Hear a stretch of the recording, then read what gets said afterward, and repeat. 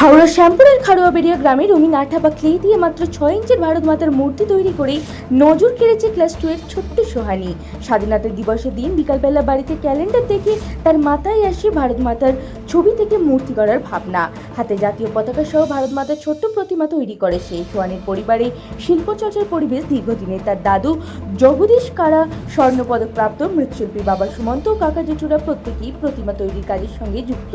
তাদের কাজ দেখতে দেখতে ছোটবেলা থেকে তারও মূর্তি বানানোর আগ্রহ জেগে ওঠে। স্কুলে হাতের কাজের জন্য কেনা রঙিন আঠা দিয়ে নানান রকমের জিনিসপত্র বানায় সে। কখনো লক্ষ্মী, কখনো গণেশ, কখনো কার্তিক, সরস্বতী, মা দুর্গার পাশাপাশি এবার স্বাধীনতা দিবসের দিন তার ভাবনায় সৃষ্টি হলো ভারত মাতার ছোট্ট মূর্তি। তার এই সৃষ্টিতে খুশি পরিবার থেকে শুরু করে গ্রামবাসীরাও। ছোট্ট সোহানির হাতের ছোঁয়ায় দেশাত্মবোধক ও শিল্পসত্তার প্রকাশ পেয়েছে। ইতিমধ্যেই শ্যামপুরের খারুয়াবেড়ি গ্রামে তৈরি হয়েছে উৎসবের পরিবেশ।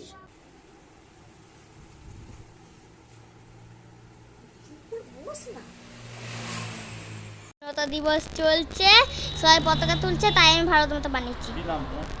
সোহানি কারা।